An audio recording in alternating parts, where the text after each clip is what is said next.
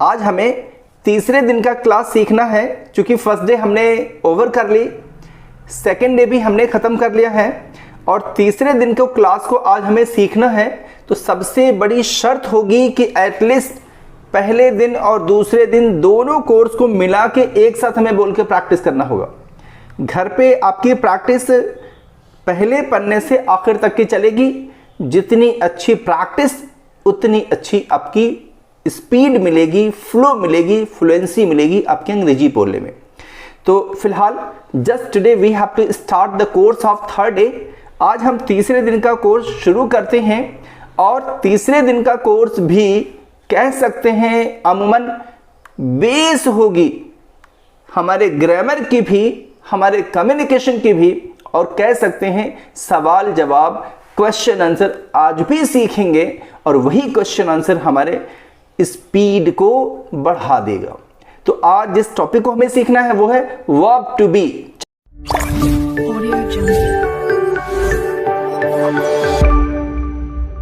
Board पे लिख दिया है verb to be. So the topic that we have to learn today is verb to be. और हमने बी को एक्सप्लेन कर दिया है। Be is equal to is, am, are, was, were. Be अकेले बराबर 5 हेल्पिंग वर्ब्स। ध्यान देंगे, be is equal to is, am, are, was, were. ये ऐसे ही है जैसे आपने हाई स्कूल में एक सब्जेक्ट पढ़ा होगा सामाजिक विज्ञान, सोशल स्टडीज। एक सब्जेक्ट सामाजिक विज्ञान, उसमें आपको 4 सब्जेक्ट पढ़ने थे, हिस्ट्री, जियोग्राफी, इकोनॉमिक्स और सिविक्स। ऐसे ही आपका एक be is equal to 5 helping verbs, is, am, are, was, were.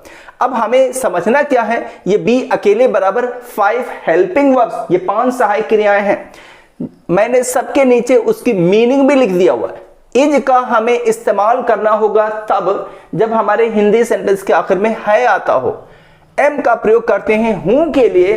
For example मैं विद्यार्थी हूं, तो हूं जैसे वर्ड को बोलने के लिए एम का प्रयोग करना है और आर लगाएंगे हो चाहे हैं के लिए। यहां मैंने लिखा है वॉज और वर, ये दोनों वर्ड्स इस्तेमाल होते हैं स्पेशली था थी के लिए। और जब आपके हिंदी सेंटेंस में था थी थे आए तो हमें इनका प्रयोग करना। अच्छा, अब दूसरी सबसे खास चीज मैंने क्लासिफिकेशन कर दिया है। B is equal to 5 helping verbs, उन 5 को मैंने 2 कैटेगरीज में बांट दिया है। Is, am, are comes under the heading of present tense, यानी कि ये तीनों प्रेजेंट टेंस कहलाते हैं जिसका हिंदी वर्तमान होगा। और ये दो वॉज, वर, जिसका हिंदी आपने लिखा है था थी थे, ये लोग पास्ट टेंस में आता है। यानी कि जब आपका हिंदी सेंटेंस था थी थे पे खत्म हो, जिसे हम भूतकाल कहते हैं, पास्ट टेंस कहते हैं, तो वॉज, वर का इस्तेमाल करें। अब जो सबसे खास बात हमें सीखना है कि इनका इस्तेमाल क्यों करेंगे, कहां करेंगे, कैसे करेंगे। तो ये देखिए, ये सिंबल मैंने बना दिया हुआ है। ये सिंबल कह सकते हैं एक तरह की आइडेंटिफिकेशन होगी, एक तरह का इंफॉर्मेशन होगा, पहचान होगा। तो मैं पहचान सिखा दूं कि इस वर्ब टू बी के रूल को इस्तेमाल कहां करना है। तो बड़ी साफ साफ ध्यान दीजिएगा।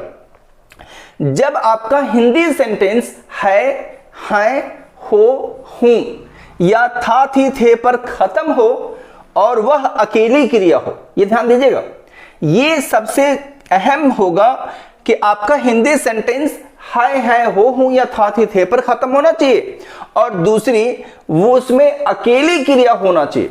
अगर ये दोनों टर्म मैच करते हैं तो इस रूल का इस्तेमाल कर दीजिएगा। ध्यान दें, subject plus be plus complement, इस रूल का इस्तेमाल हम करेंगे खास तौर से तब जब हमारी हिंदी सेंटेंस है, हो, हूं या था थी थे पर खत्म हो और वो अकेली क्रिया हो। तो अब रूल कौन सी लगानी है, subject plus be plus complement. और इसे और आसान बनाने के लिए, क्योंकि मैंने पहले भी आपसे प्रॉमिस करी थी, मैंने ठानी है आपको अंग्रेजी सिखानी है, तो उस अंग्रेजी सिखाने के लिए बिल्कुल बेस चीज मैंने समझा दिया। सब्जेक्ट को हमने और आसान बना के लिख दिया है शुरू वाला, मैंने whatever comes in the initial place of sentence that is called subject. जिससे सेंटेंस की शुरुआत होती हो, जो शुरू में आता है उसी को सब्जेक्ट कहेंगे। बी चूंकि साफ साफ बता रहा है be is equal to is हमारा वॉज वर है हो था थी थे, तो कह सकते हैं कि बी माने अंत वाला जो आखिर में हिंदी सेंटेंस के आएगा वही बी है, और उसके अंदर आपको is am are was were whatever is preferable आप ले लेंगे, और फिर हमने लिख दिया है कंप्लीमेंट। तो एक और भी सबसे खास चीज नोटिस करेंगे, कंप्लीमेंट स्पेलिंग ध्यान दीजिए, COMPLEMENT। अगर हम MEN हटा दें तो थोड़ा सा गलत ही सही, हम इसे कंप्लीट पढ़ेंगे, और कंप्लीट माने पूरा करना। जो सेंटेंस को कंप्लीट करा दे इज कॉल्ड कंप्लीमेंट, और मैंने हिंदी में लिख दिया है बचा हुआ, यानी कि सबसे पहले शुरू करनी है आपको ट्रांसलेशन बनाने के लिए, जो शुरू में आए वो सब्जेक्ट होगा उसे लिख लीजिए, फिर जो आखिर में आए वो बी होगा उसको लिख लीजिए, और फिर जो बच जाता है बस आंख मूंद के कॉपी कर लीजिए, आपका ट्रांसलेशन हो गया। So let me tell you one example. चलिए मैंने एग्जांपल दे दी है, मैं एक विद्यार्थी हूं, इस सेंटेंस को हमें इंग्लिश में ट्रांसलेट करना है, और यह भी चेक करना है कि whether this rule which we have written here is applicable in this case और नॉट। तो चलिए सबसे पहली शर्त है कि यह देख लीजिए कि आपका कंडीशन क्या है, कौन सा रूल क्यों कैसे लगे चेक करते हैं। तो आपका रूल कहता है कि सबसे पहले आपका हिंदी सेंटेंस के अंत में है हो हूं या था थे आना चाहिए, और इत्तेफाक से ये देख लीजिए हूं आया हुआ है, यानी कि हमारे इस आइडेंटिफिकेशन से मैच करता है, माने ऑलमोस्ट कह सकते हैं कि लग रहा है ये रूल लगेगा। अब दूसरी शर्त क्या थी कि वो अकेली क्रिया होना चाहिए, तो मैं इसी को सबसे पहले समझा देता हूं, अकेली क्रिया कहते किसको है। सो सीधा सीधा अकेली क्रिया कह सकते हैं वर्ब जिसका हिंदी होता है क्रिया, और क्रिया को दूसरे तरीके से कह सकते हैं कि जिसका हिंदी निकालने पर आता है ना। फॉर एग्जाम्पल लिखना, पढ़ना, खेलना, जैसे हमने कहा रीड, रीड माने पढ़ना, ना आ रहा है प्ले, प्ले माने खेलना, ना आ रहा है जंप, जंप माने कूदना, ना आ रहा है। ऐसी बातें नहीं आना चाहिए। अगर कोई भी कार्य सूचक बात इस हिंदी सेंटेंस में आ गया तो कसम खा सकते हैं कि यह रूल नहीं लगेगा, दुनिया का कोई भी रूल लगेगा, यह रूल नहीं लगेगा। कब? अगर इस हिंदी वाक्य में एक्शन आ गया, क्रिया आ गया, कार्य सूचक बात हो गया। तो कार्य सूचक बात नहीं होने को ही हम कहते हैं अकेली क्रिया। और इत्तेफाक से आप इस सेंटेंस को पढ़ के देखिए, इसमें कोई भी कार्य जैसा बात नहीं है, पढ़ना, लिखना, उठना, बैठना, आना जाना, रोना, धोना, सोना, इस तरह की कोई भी बात नहीं है। सो गेट श्योर, अब पक्का हो गया कि हमें इसी रूल का इस्तेमाल करना है। तो ये रूल कहता है कि सबसे पहले हमें सब्जेक्ट लगाना है। तो सब्जेक्ट की मैं परिभाषा समझा देता हूं। सबसे पहले इस फॉर्मूले से अगर चलें तो देखिए क्या लिखा है, शुरू वाला, यानी कि जो आपके हिंदी सेंटेंस के शुरू में आए उसे हम सब्जेक्ट कहेंगे। और हमारे सेंटेंस के शुरू में देख लीजिए आया हुआ है मैं, तो जो शुरू में आएगा वही सब्जेक्ट होगा। फिर उसके बाद से आपने क्या लिखा है, बी लगाना है, और बी अंत वाला, जो आखिर में आएगा वही बी होगा, और उसके बाद से जो बच गया है उसे उसके बाद लिख दीजिए, आपका ट्रांसलेशन हो गया। So let me write here, I को सब्जेक्ट कहेंगे क्योंकि शुरू में आया है, इसकी अंग्रेजी हो गया आई। उसके बाद से आपने देखा अंत में हूं आया, हूं के लिए आपको लगाना था अंग्रेजी एम, तो आपने लगा दिया है आई एम, और बचा हुआ अर्थात कंप्लीमेंट एक विद्यार्थी, ए स्टूडेंट आप लगा दीजिए, आपका काम हो गया। तो आपने बना दी आई एम अ स्टूडेंट। अच्छा, सब्जेक्ट की चूंकि हमें परिभाषा समझानी थी, तो सब्जेक्ट कहते किसको है, आसान से भाषा में समझा देता हूं, पर्सन, प्लेस, एनिमल और थिंग। मैंने बोला पर्सन, प्लेस, एनिमल और थिंग, जिसके बारे में बात हो उसी को सब्जेक्ट कहेंगे। फॉर एग्जाम्पल यही देखें, मैं एक विद्यार्थी हूं, किसके बारे में बात हो रही है, so even a common street walker आपको बता देगा कि इस लाइन में मैं के बारे में बात हो रही है, ये सब्जेक्ट है। जो आखिर में आया है उसे हम बी कहेंगे, और फिर जो बच गया उसे लिख करके पूरा कर लेंगे। अब दूसरी फटाफट मैं आपको बता दूं, चूंकि कोर्स का टाइम बाउंड है, तो मैं फटाफट बता दूं कि इस सेंटेंस को नेगेटिव बनाने का तरीका क्या है। यहां रूल मैंने लिखा है, इसे नेगेटिव बनाने का सबसे आसान सा तरीका है कि ये आपकी हेल्पिंग वर्ब है, इसके बाद आप नॉट लगा दीजिए, सेंटेंस नेगेटिव हो जाएगा। फॉर एग्जाम्पल, मैं विद्यार्थी हूं, तो आपने बोला था आई एम स्टूडेंट, अब बोलना है मैं विद्यार्थी नहीं हूं, तो आप बोलेंगे I am not a student, यानी कि इस is am are was were के तुरंत बाद नॉट लगाई, सेंटेंस नेगेटिव हो जाएगा। अब बोलना है तुम मेरे दोस्त नहीं हो, तो बोलेंगे you are not my friend, मैं तुम्हारा दोस्त नहीं हूं, तो बोलेंगे I am not your friend. Soni अच्छी लड़की नहीं है, Soni is not a good girl, ऐसे करके आपका बनाना होगा।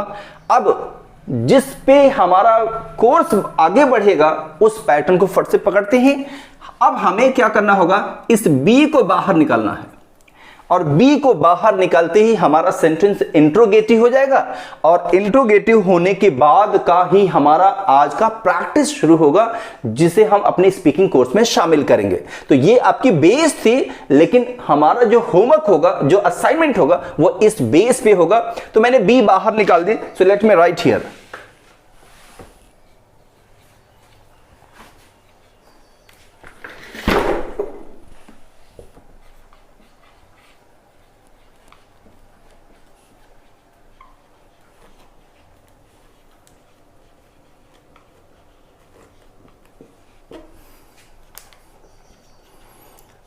ध्यान दें, be plus subject plus complement, ये आपका इंट्रोगेटिव रूल हो गया।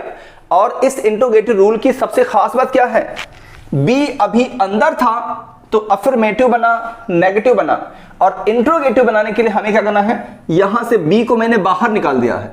अच्छा, दूसरी सबसे खास बात, बी बाहर निकालते ही इसका रूप रंग आकार बदल गया, इसकी मीनिंग बदल गई। कैसे, तो एक छोटा सा आपको हम एग्जांपल देते हैं। यहां देखिए मैंने लिखा है 55। अब मैथ्स के क्लास में, छोटे क्लास में आपने पढ़ा होगा, स्थानीय मान बताइए या find out the place value. तो प्लेस वैल्यू में नॉर्मली अगर हम चेक करें तो ये 5 is equal to only 5 rupees, लेकिन ये 5 10 के प्लेस पे है, तो अब ये 50 रुपीज है, यानी कि फेस वैल्यू दोनों की सेम है, लेकिन प्लेस इधर उधर होने से इनकी वैल्यू घट बढ़ जा रही है। ये 5 इज इक्वल टू ओनली 5 और ये 50 रुपीज है। सेम ऐसे ही अभी बी अंदर था तो उसकी हिंदी हुई थी है हो थाती थे, और अभी बी बाहर आ गया है तो है हो के साथ ही साथ ये क्या बन गया है। अब एग्जाम्पल बोला है, क्या तुम अमीर हो, लेट मी राइट हियर। आपको बोलना है क्या तुम अमीर हो, अब इसकी ट्रांसलेशन बनानी है। सो मोर ऑफन मैंने क्या के लिए आपको बता दिया, बी लगाना है, व्हाट का प्रयोग नहीं करेंगे। कई लोग कहते हैं सर व्हाट मैंने क्या होता है, फिर आप बोलने नहीं लगाना है। तो यूजुअली जब हिंदी सेंटेंस हमारी क्या से शुरू होगी तो ऐसी दशा में हमें हेल्पिंग वर्ब भी बाहर निकालना होता है। और आखिर में देखिए हो आया था, और इस हो के लिए आपने पहले से पढ़ रखा है कि आपको आर लगानी है, तो आप बोलेंगे आर यू मैड। क्या बोलेंगे, आर यू मैड। तो आपने क्या करी, be is equal to are here. अब उसके बाद से सब्जेक्ट आपको ले लेना है यू, आर यू, और जो बच गया है उसे क्या ले लेंगे, तो हो गया आपका आर यू रीच। आपको बनाना क्या है, आर यू रीच। अब हमारा प्रैक्टिस सेशन शुरू होता है यहां से। ये सारी आपकी बेस हो गई, जो होमवर्क करनी है, जो प्रैक्टिस करनी है, वो आज मैं आपको दे रहा हूं। B is equal to R, क्योंकि हमें सवाल सामने वाले से करना है, सामने वाले बंदे से पूछताछ करनी है, और सामने U होता है। तो आपने क्या करी, R प्लस U, और मैंने एक डैश कर दी है, यहां पे कोई सा भी कंप्लीमेंट आप अपनी मर्जी का लगा लेंगे। अब इसकी हिंदी देख लीजिए कैसे होगा, क्या तुम या फिर आप, और डैश करके मैंने लिख दिया है हो। क्या आप या क्या तुम, और क्या जो बात यहां बोली जाएगी वही हो। फॉर एग्जाम्पल, क्या तुम अमीर हो, तो आपको बोलना होगा आर यू रीच। क्या तुम गरीब हो, आर यू पुअर। क्या तुम रोहित हो, आर यू रोहित। क्या तुम गवर्नर हो, आर यू गवर्नर। ऐसे बोलेंगे। अच्छा, इन केस अगर आपसे कोई ऐसा पूछता है तो आप उसका जवाब देंगे यस, जब भी कोई हेल्पिंग से सवाल पूछा जाए, यानी हेल्पिंग वर्ब से सवाल पूछा जाए, तो आपका आंसर यस या नो में होना चाहिए। तो आपने क्या बोले? यस। यू का जवाब होता है आई के साथ हम लेते हैं एम, और उसके बाद से जो बोली गई थी वही सेम आप कॉपी कर देंगे। अब क्या करनी है? फिर बोलेंगे नो, फिर सेम आपने रिपीट करनी है आई एम, चूंकि नेगेटिव होने के नाते नॉट लगाना है, और फिर आपने सेम कर दी। अब इसी पर आपको 150 लाइंस बना के लाना होगा, ये आपका वर्क होगा। अब वर्क कैसे करेंगे? तो आप ध्यान दीजिए, आर यू टीचर, ऐसा मैं आपसे क्वेश्चन पूछता हूं, तो इन केस ऐसे सवाल आपसे पूछे जाए तो आपका जवाब क्या होना चाहिए? तो आपने बोलना है यस आई एम टीचर।